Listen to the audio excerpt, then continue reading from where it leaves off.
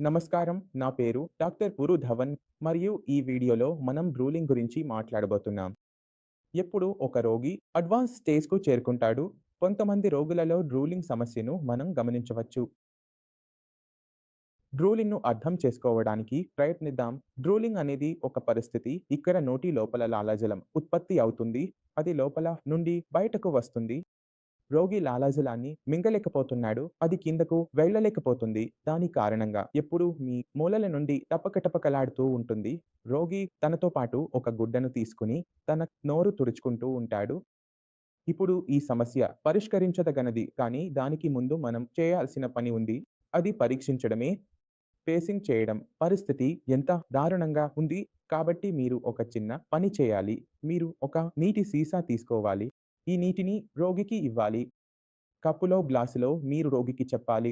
రోగి దాన్ని తాగితే మరియు నీటిని సులభంగా తాగాలనుకుంటే, అప్పుడు మీరు ఒక చిన్న పని చేయాలి. రోగితో పాటు ఒక తల ఉంచాలి. బట్టల సిప్పర్ ఉంచితే అతని నోటిలో లాలాజలం ఏర్పడుతుంది. సిప్పర్ తీసుకుంటాడు మరియు ఆ నీటిని తాగుతాడు. నీటిని తాగినప్పుడు నీటితో పాటు లాలాజలం కూడా తీసుకెళ్లబడుతుంది. దాంతో ఏమవుతుందంటే డూలింగ్ అలవాటు అంటే రూలింగ్ ఆగిపోతుంది. ఇప్పుడు ఇది తాత్కాలిక చికిత్స. ఇప్పుడు పర్మనెంట్ చికిత్స వైపు వెళ్దాం. ఈ సమస్య ఎందుకు వస్తోంది? దీనిని అర్థం చేసుకోవడానికి ప్రయత్నించండి.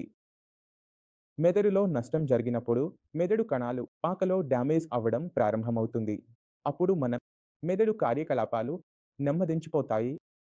రోగి కొన్ని విషయాలు తెలియకుండానే చేస్తాడు. ఉదాహరణకు అతను మింగుతాడు. మనం మొత్తం రోజంతా మింగుతూనే ఉంటాం. మనకు తెలియదు. రోగి మింగడం లేదు. అతనికి తెలియదు. కాబట్టి నోటిలోకి తీసుకురాగానే అది ఎప్పుడూ తయారవుతూనే ఉంటుంది. కానీ అది మింగడం లేదు. కాబట్టి అది బయటకు పడిపోతుంది. ఇది సరిచేయాలంటే ఈ సమస్య ఎక్కడ నుండి ఉత్పత్తి అవుతుందో అక్కడికి వెళ్ళాలి. అది మీ మెదడు. మెదడులో ఉండే న్యూరాన్ కణాలు.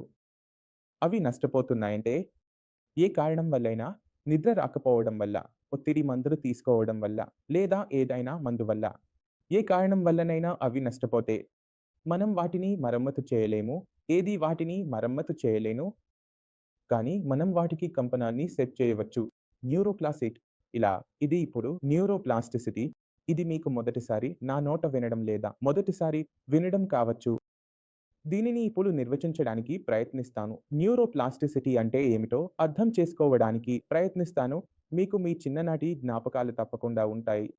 మీ చిన్ననాటి జ్ఞాపకాలను గుర్తు చేసుకోవడానికి ప్రయత్నించండి. మీరు మొదట నడవలేకపోయేవారు, మాట్లాడలేకపోయేవారు. మీకు ప్రతి పని చేయడంలో ఇబ్బంది ఉండేది. 2+2 మీకు కష్టంగా ఉండేది. కానీ క్రమంగా మీ మెదడు అభివృద్ధి చెందింది మరియు ఇప్పుడు మీరు మంచి స్థితిలో ఉన్నారు. మెదడు ద్వారా మీరు మంచి పనులు చేయగలుగుతారు. ఇది ఎందుకు సాధ్యమవుతుంది? ఎందుకంటే మన మెదడు తన అభివృద్ధిని చేస్తుంది. తనలో అభివృద్ధి చేసుకుంటుంది. సహాయం నుండి నీరో పాసిస్ట్. ఇప్పుడు మీ స్క్రీన్‌పై మీరు చూడండి. ఇవి 2 న్యూరో సెల్స్. ఇవి దూరంగా ఉన్నాయి. వీటి వంటి టెంటాకిల్స్ ఉంటాయి కదా! అలా టెంటాకిల్స్ ముందుకు పెరుగుతున్నాయి మరియు ఇవి ఒకదానితో ఒకటి కలుస్తాయి. ఇప్పుడు మీరు కేవలం 2 సెల్స్ గురించి చూశారు. కానీ మీ మెదడులో ఒక సెల్ ఇక్కడ ఉంటే దాని చుట్టూ సెల్స్ మాత్రమే ఉంటాయి. మరియు ఈ ఒక సెల్ ఇది అన్ని క్షన్లను కలుపుతుంది. దీనిని మేము ఇంటర్‌డెండ్రైట్ షన్ అంటాము. ఇప్పుడు మీ ఒక సెల్ ఎంతమంది ఇతర సెల్స్‌తో కలిగి ఉందో దాని మీద ఆధారపడి మీ మెదడు ఎంత అభివృద్ధి చెందిందో నిర్ణయించబడుతుంది. కనెక్షన్లు తక్కువగా ఉంటే దాన్ని మీరు మన్బుద్ధి అని చెప్పవచ్చు.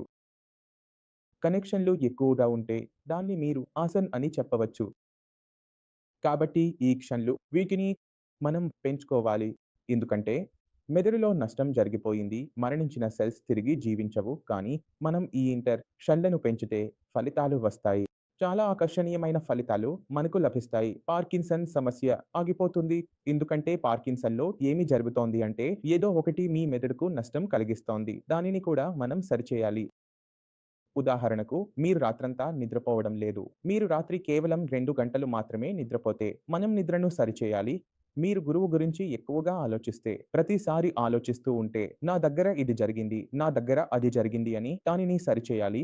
కొన్ని సందర్భాల్లో ఈ 2 సమస్యలు ఉండవు. కానీ వారి దగ్గర ఏదైనా పని ఉండదు, ఏదైనా జరగదు. అప్పుడు వారు ఏమి చేస్తారు? టీవీ చూస్తూ ఉంటారు. తమ ఫోన్‌లో ఫేస్‌బుక్‌ను ఆపరేట్ చూస్తూ ఉంటారు. వార్తలు వస్తున్నాయి. చూస్తూనే ఉంటారు. అప్పుడు ఆ విషయం మనం మార్చాలి. మీరు ఒక మంచి జీవనశైలిలో ఉండాలి. అక్కడ మీ ఆహారం మంచి ఉండాలి. ఆహారంలో అన్ని విటమిన్‌లు ఉండాలి. పుష్టికరమైన ఆహారం ఉండాలి.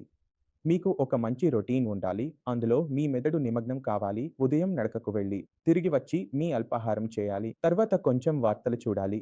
ఆ తర్వాత మీకు ఏదైనా హాబీ ఉంటే, గార్డెనింగ్ ఉంటే దాన్ని చేయడం మంచిది. ఆ తర్వాత మీ లంచ్ అయిపోయింది. లంచ్ తర్వాత మీరు చిన్న నిద్ర తీసుకోవాలి. ఆ తర్వాత మీరు మీ స్నేహితులను కలవడానికి వెళ్లారు. స్నేహితులతో మీరు మీ క్రీడలు ఆడారు, ఈత కొట్టారు, బ్యాడ్మింటన్ ఆడారు, గోల్ఫ్ ఆడారు, ఏదైనా చేయాలి. తర్వాత సాయంత్రం మీరు అలసిపోయి వస్తారు, భోజనం చేస్తారు, సిద్ధం అవుతారు మరియు నిద్రపోతారు. కాబట్టి ఒక రొటీన్‌లో సెటప్ చేయాలి. మీరు మొత్తం రోజు కూర్చుని, పడుకుని ఉంటే, ఏమీ చేయకపోతే అది మీకు సమస్యగా మారడం ప్రారంభమవుతుంది. అందువల్ల చెప్పదలచినది ఏమిటంటే, మీ మెదడుకు అవసరమైనది మంచి విషయాలను మీ మెదడు చుట్టూ ఉంచడం. మీ చుట్టూ ఉంచడం.